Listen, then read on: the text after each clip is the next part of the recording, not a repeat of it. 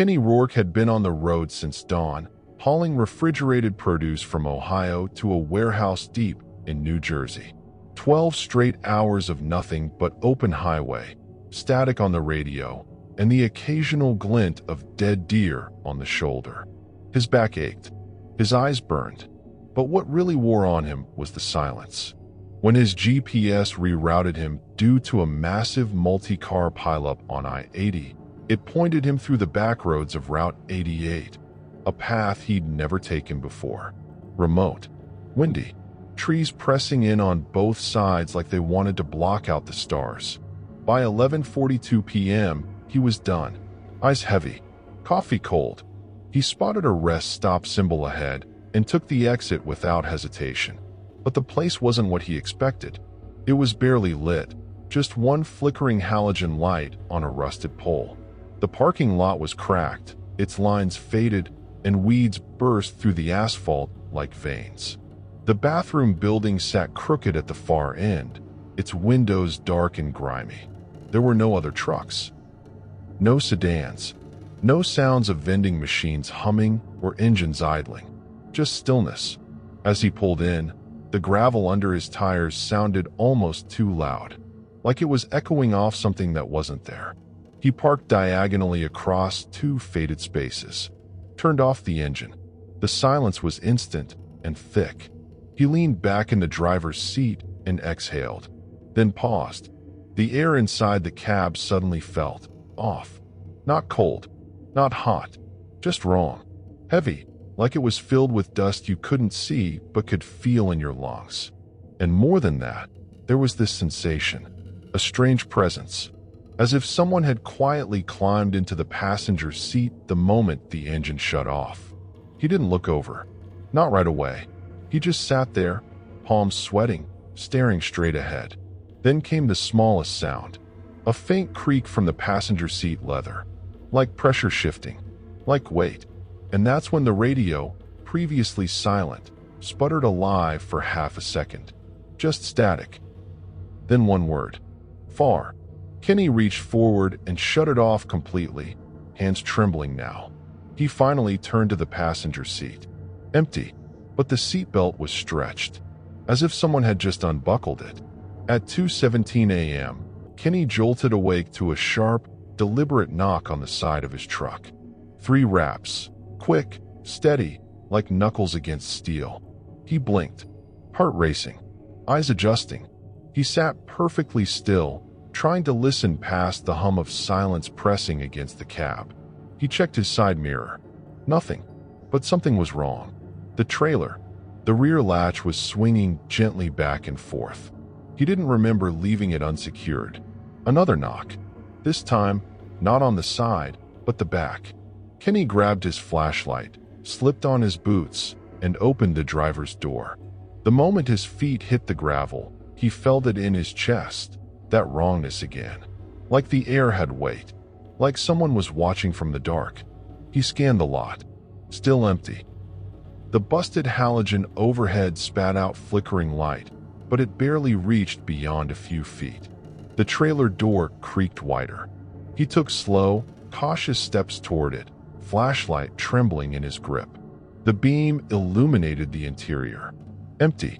Then a sound came from inside the trailer. Not footsteps, not breathing. A voice, childlike, muffled, soft enough to sound far away, but clear enough to freeze his blood. You brought me too far. Kenny's stomach dropped. He stumbled back, nearly tripping over a pothole. Then the flashlight flickered, and for half a second, caught something inside. A small shape, hunched, crouched in the corner. When the light steadied, it was gone. The trailer was empty again. Kenny didn't wait. He slammed the door shut, secured the latch, and backed away, never turning his back on it. When he reached the cab, he climbed in, locked every door, and started the engine. But for the next 10 miles, his mirrors showed something following just out of the light. Something small, something low to the ground, and it never quite disappeared. Kenny didn't stop driving. Not for gas, not for rest. He kept his foot on the pedal and his eyes locked on the road ahead. Every now and then, he'd glance in the mirrors, and every time, he thought he saw something.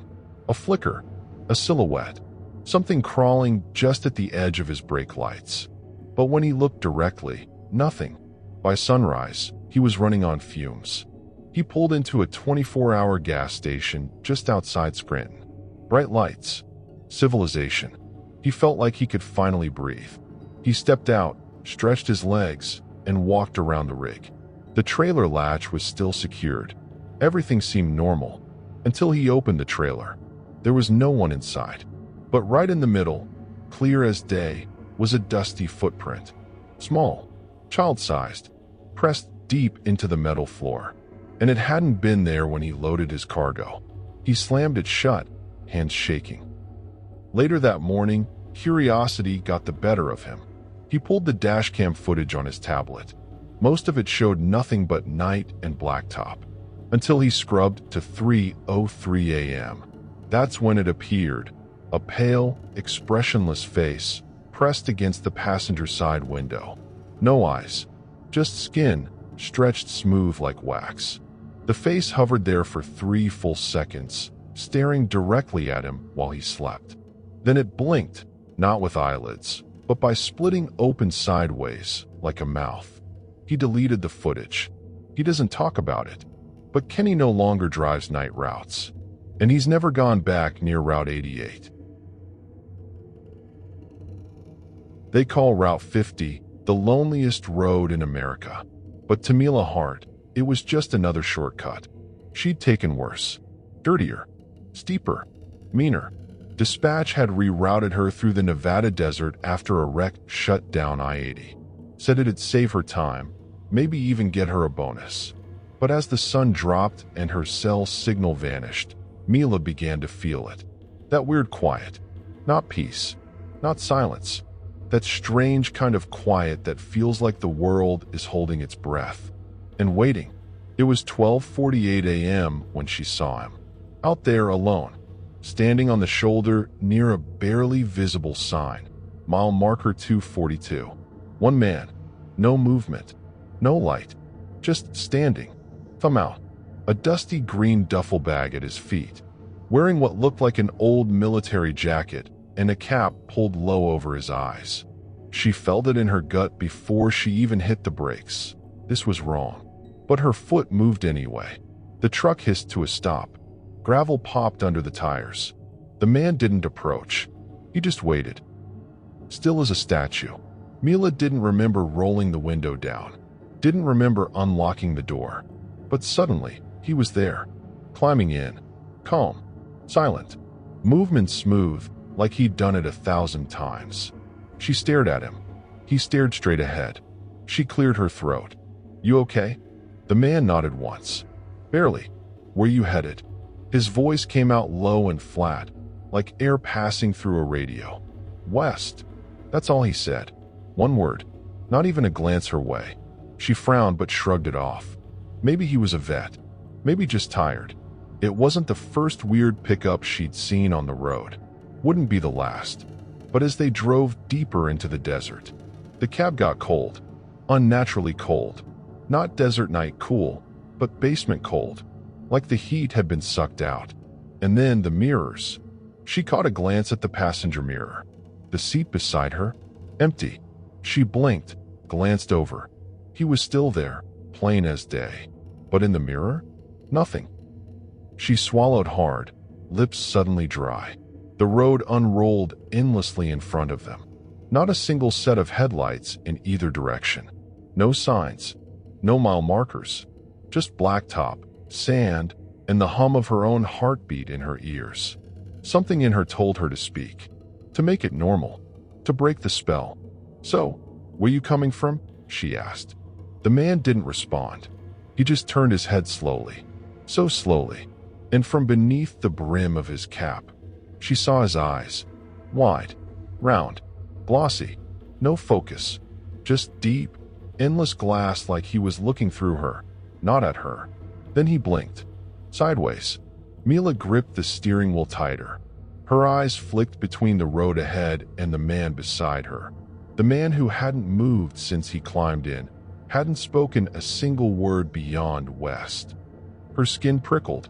The air inside the cab felt dense, like she was breathing through cotton. Her GPS chirped and began rerouting. The screen flashed, then glitched, showing a route that led to nowhere. Just a blue line crawling across empty beige. She tapped it, trying to reset the device. No change. Then her CB radio crackled. Static hissed through, broken by fragments of garbled speech. A voice, low, dragging, seemed to say something she couldn't quite catch. She leaned closer. It repeated, clearer this time. "You missed the exit." Her head whipped to the man. He hadn't moved, hadn't spoken. His mouth was closed, and yet she had no doubt it was his voice. She tried to laugh it off, forced the unease out with a breath, but it stuck in her throat like a stone. "There's no exit out here," she said, trying to sound casual. "Not for miles." No response. She glanced again at the passenger mirror. Still nothing there. It was as if he didn't cast a reflection at all. Then, out of the corner of her eye, she saw it. He was turning to face her. Not just his head. His entire body swiveled toward her in one rigid, unnatural movement. His hands rested neatly in his lap, his shoulders square. His eyes were wrong, no longer glassy, but pitch black, empty, void of anything human. And then he smiled, slowly, like a puppet being forced to grin. The corners of his mouth stretched, too wide, too dry. "You weren't supposed to take this road," he said. The words didn't sound like speech. They echoed inside her skull, cold and smooth, like a whisper in an empty room. Mila's chest tightened. Her knuckles whitened on the wheel. Her foot pressed harder on the gas, and the truck began to rattle against the uneven pavement. She looked straight ahead, not daring to meet his stare again. The lights on the dash flickered. Her speedometer blinked, then froze. 66 miles per hour. No matter how fast she pushed the pedal, it stayed locked. The radio let out another burst of static, then silence. The road grew darker, as if the world itself was dimming around her. Then, nothing. The seat beside her was empty. She didn't see him vanish. Didn't hear the door open. He was just gone. She gasped, heart slamming against her ribcage. She looked down. The seatbelt was still buckled, still dented where someone's weight had pressed into it. The passenger door was still locked. Mila hit the brakes and veered onto the side of the road, gravel spraying. She jumped out of the cab, boots hitting dirt hard, and spun in a full circle with her flashlight. Wind pushed through the desert like a warning. The beam of her light cut through the dust, landing on a patch of soft ground. There, tracks. Bare feet. No shoes. No tread. Just pale human prints leading from her truck, disappearing into the shadows. She followed with hesitant steps, the prints ending abruptly 10 feet away like the person had been lifted out of existence. Suddenly, behind her, the truck's horn blared once. Short, sharp. She spun. The passenger door was wide open, and from the dark, drifting over the breeze, came a whisper that froze her blood in its veins. "You missed the exit." 3 months passed, but the whisper never left her ears. Mila tried to forget, to laugh it off, to drown it in the noise of diesel engines and dispatch chatter, but the voice followed her. In motel rooms, behind closed bathroom doors, even with the radio blaring. That same phrase, always at the edge of her thoughts, "You missed the exit." Other truckers on forums started talking. Someone mentioned a man appearing near an old stretch of Route 50, a hitchhiker who never spoke. One driver said he picked him up and blacked out, woke up 2 towns over with scratch marks on his windows. Another claimed he saw the man walking in the middle of the highway, then vanish as his headlights hit him. The same location came up over and over, mile marker 242. That was all it took. Mila rerouted herself without telling dispatch. This wasn't about curiosity anymore. This was something else, something unfinished. She found the highway again. It looked the same. Barren, lifeless, stretched so wide and long it felt like the world ended somewhere ahead. She counted the signs. 239, then 240. Her hands started to sweat on the wheel. 241, then nothing. No mile marker. 242. Just a gap in the pattern, a space where the number should have been, but wasn't. She slowed the truck and pulled off onto the shoulder, stepping down into the dry Nevada dust. The sun had just started to dip, casting long, bruised shadows across the ground. She walked. No flashlight this time. No weapons. Just her boots crunching dirt and the low creak of wine through the sagebrush. Then she saw it. Not a signpost, but something wooden. A cross, leaning, weathered, half buried in the earth. Flowers, long dead, lay at its base. Tied to the middle with twine was a photograph. A man in uniform, maybe early 20s, standing beside a military rig, smiling like he belonged in another time. His face was unmistakable. It was him. Underneath, carved into the wood, were words so faded she had to kneel and brush the dust away with her hand. James Eldred. Disappeared June 18, 1993. Gone west. Never returned. May's ride finally ended. Mila stared at the photo until her eyes stung. She didn't hear the truck door open. She didn't feel the breeze shift. But when she looked up, the passenger door was wide open again. The cab was dark. Still. Waiting. She walked back slowly, each step heavier than the last. She climbed into the driver's seat. The truck felt colder than it had any right to. She looked down. The seatbelt was buckled. Not hers. The passenger's side. Tight. Firm. As if someone had just pulled it across their chest. Her hand reached for the ignition. The key turned itself. The engine roared to life. The dashboard lights came on, and across the dust-caked plastic, for words had been dragged by an invisible finger. "Thanks for the ride," she screamed. She doesn't remember it. But her throat burned for days afterward. The headlights flickered. The CB radio burst with static.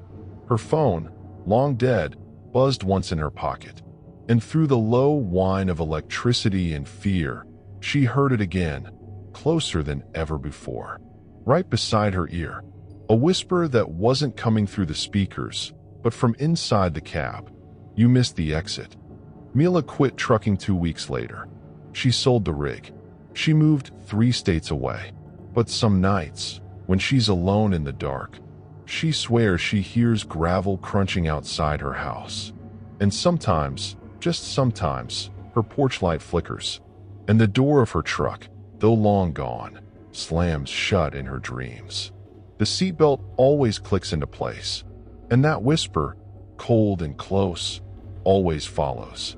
You weren't supposed to take this road. Carl Mathis wasn't new to shady freight. After 9 years in the business, you learn to stop asking questions. Especially when the money is good, the job is urgent, and the sender doesn't speak above a whisper. So when he got a call at 2 a.m. from a number with no name, offering double pay for a single overnight haul, Carl said yes before even asking what it was. The pickup site was a warehouse on the edge of Helena, Montana. Not a commercial one. This place was half collapsing, wrapped in barbed wire, surrounded by nothing but pine. No signage, no dock crew. Just one guy, tall, pale, wearing black rubber gloves like he was prepping for a dissection. He didn't speak when Kyle arrived, just pointed at the trailer already loaded and locked. A matte black unit, unmarked. The kind you don't ask about. You sign in off on it. Kyle asked. The man nodded, handed him an envelope. Cash, thick. No manifest. No BUL. Just a final drop address scratched in pen, somewhere south of the Rockies. The guy added one thing as Kyle climbed into his cab. Don't open it, he said. No matter what you hear. Kyle laughed. Whatever you say, creep. It was just another run. Probably stolen goods. Or tax-dodging freight. He'd done worse. But by nightfall, as snow began to fall and the road narrowed into icy curves, he started to feel off, like something in the back wasn't sitting right. At first, he chalked it up to shifting weight, maybe unstable load placement. But then it happened again, a deliberate movement. Slow, heavy, like someone taking a single step from the rear of the trailer toward the front.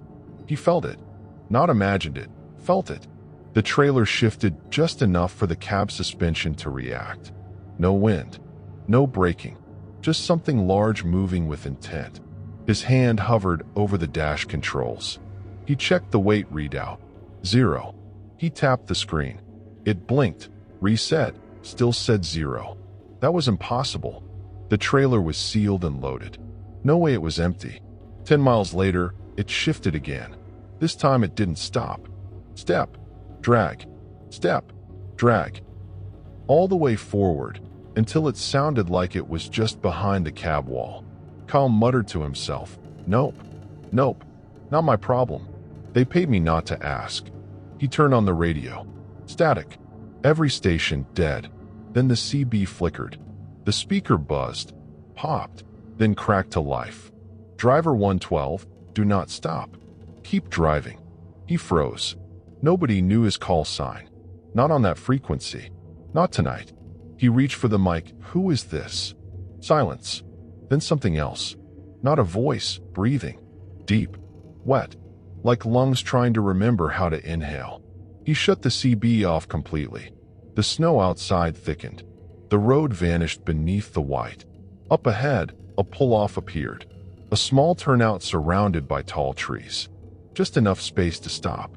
He hesitated, but the cold inside the cab had gotten unbearable. His breath fogged the glass. His teeth chattered. He couldn't feel his fingertips on the wheel. He turned onto the turnout. Parked. Shut the engine off. The moment he did, everything fell deathly silent. No wind. No snowfall tapping the roof. Nothing. He climbed out, flashlight in hand, boots crunching snow. Circled to the trailer. The lock was undone. The bar, which had been bolted shut, hung loose, like someone had opened it from the inside. He raised the light, shining it along the seam. Nothing looked broken, but the door had shifted.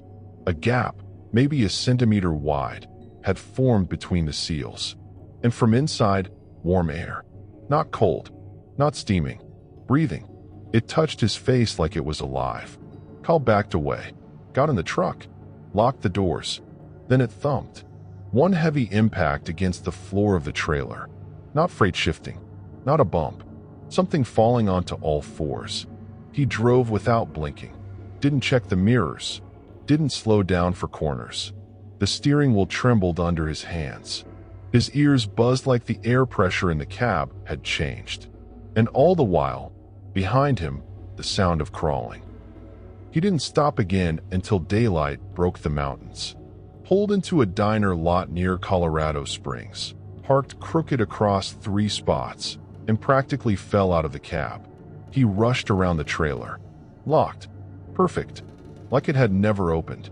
When he finally got signal, he received a single email from a masked address. Subject line, confirmed. Proceed to final stop. No instructions. No thanks. No name. Kyle finished the drive, ending up at a fenced compound buried in the Colorado woods. Cameras. High walls.